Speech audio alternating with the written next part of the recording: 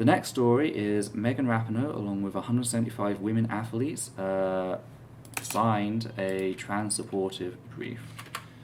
So I'm just going to get this, find the right place. Yes, okay.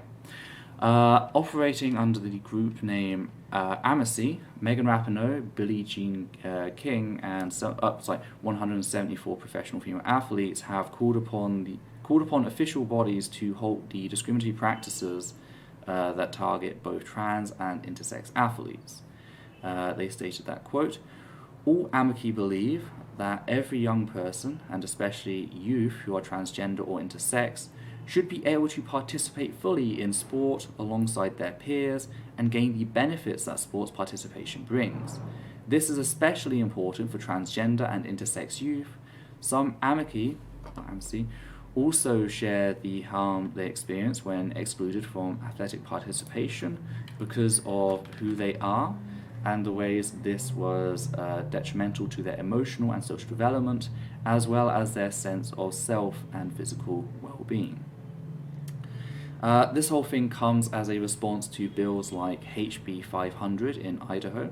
There's just been a rash of bills in America that have just attempted to exclude trans people from sports. HB 500 specifically seeks to ban all trans and intersex women from playing in school sports. The bill also details how a student may challenge a peer they believe to be lying about being trans or intersex, potentially forcing all girls to undergo invasive sex testing in order to be allowed to compete. Again, this is school level. This isn't even like, Olympic level, world rugby level. This is just school level. These are students that are being targeted. And I get that America has this whole messed up system with like sports grants and everything. But still, the idea of like targeting specifically children, it's absolutely grotesque. And it goes back to everything that happened in 2019. We had, I remember Stephen Woodford went after, in particular, two black girls who were just track runners. And what's interesting is they were track runners in an open track competition.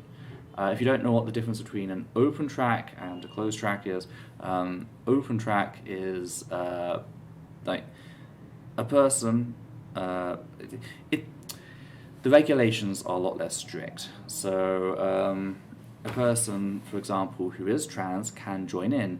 And on an open competition, they don't even have to be transitioning. They don't even have to go on HRT. Yet, interestingly enough, both of the trans girls were on HRT. It's almost like they were actually women who were using HRT to help them. That they weren't just cis men pretending to be women or girls to run in a race. Because if that was the case, why would they take the HRT? It was an open, track race, so that makes no sense whatsoever. Also, the idea of someone permanently changing their body to get a slight advantage in a school race is ridiculous. But that's the thing. They, by the logic of these bigots, they were going the opposite way. They were decreasing their advantage. And, it's quite clear that they just wanted to race. And sadly, they were just put in the crosshairs by various bigots. And again, being one of these students and dealing with the harassment that, they undergo, it's just really shocking. One thing about the HB 500 bill in Idaho is that it had been written on fraudulent grounds, mischaracterizing the research of people such as Duke law professor. I'm trying to think how to pronounce that first name. Dorian? Is it Dorian? Dorian Lamberlet Coleman, who publicly challenged the way that the research is being used. So again, a lot of the transphobes like to pretend that they've got the science on their side, and those that just, you're just going against the facts if you believe trans people should be allowed to play in sport. And it's like, really? because we're not the one who's having the research we use called out by the researchers themselves. That seems to be something that only happens to the transphobic parties. So, it's really just... It's just a mess, the way that this whole trans hysteria has just grown out to encompass so much, that even children playing in school sports are being targeted by bills because they exist. Yeah. And again, this bill doesn't actually just target trans people, it also targets intersex people specifically. And it also targets any cis person who's accused of being trans or intersex. Yeah. Because again, like the whole idea of this can just be abused the fuck out of. That's something I was thinking about. Something that really scares me about this bill, and I do not believe we have this in the content warnings. So, content warning: child sex abuse is a lot of school-age girls have gone through sexual abuse. So being forced to go through this invasive testing, having someone examine their genitals, is probably not a very helpful experience.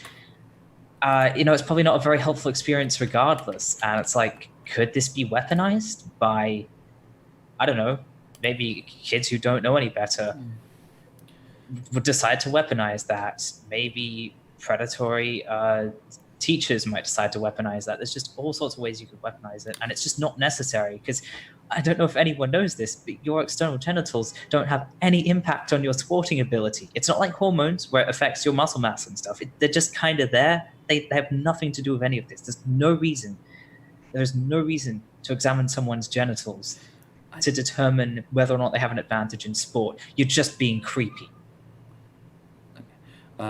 A large part of it is hormonal testing. But still, what I was getting at was more, could you imagine, the whole idea of teenagers... let's finish. Teenagers like using... I don't know what's the term for it. They like conflating the people that they're bullying with people of the opposite gender as a method of shaming. So boys are compared to girls are compared to boys as a method of shaming. So could you imagine a bunch of, say, teenage girls, all mass reporting this one girl that they don't like, so then they can continue to rub it in, oh, she's the girl who's, so manly that, she had to get sex tested. That would be devastating to a lot of people. Puberty is hell enough, but to go through that as well, there's so much wrong with this. Because again, it specifically talks about how students can fucking challenge another student. So it's not even there's generic, there's a concern that it's the adults call on it. No, students can do it. Students can challenge other students. And this can be done at competitions as well. So say goodbye to your sportsmanship. It's just going to be another one of those things. Anytime you lose, you can just, I challenge their sex now. No. But it's really quite horrific. And this comes after another story that we covered in one of the other weeks, which was the Human Rights Watch publishing a 120-page document calling for an end to abusive sex testing for women, something that not only harms trans and intersex women, but is weaponized against the global south, harming women of color who do not fall inside the Western patriarchal standards of femininity the most. This is why you have people like Caster Semenya who are targeted, and again, black women are just, they are the ones that are going to be targeted the most from all this. Oh, we have a $5 donation from King John Targaryen.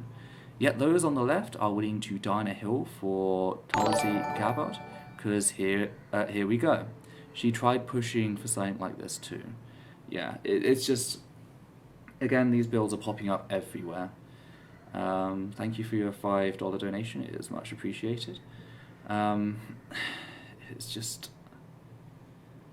And was always presented as this rational position. You know, we had this in 2019 with rationality rules. And we saw how bullshit the science there was. First video, oh, well, you know, HRT doesn't change hemoglobin, which is one of the biggest deciding factors in sport. Here's a study that says otherwise. Oh, well, I didn't mean to use hemoglobin. I should have stuck with muscle mass. Here you see the range for muscle mass is greatly different. What you've highlighted there is the standard deviation. The range is actually inclusive.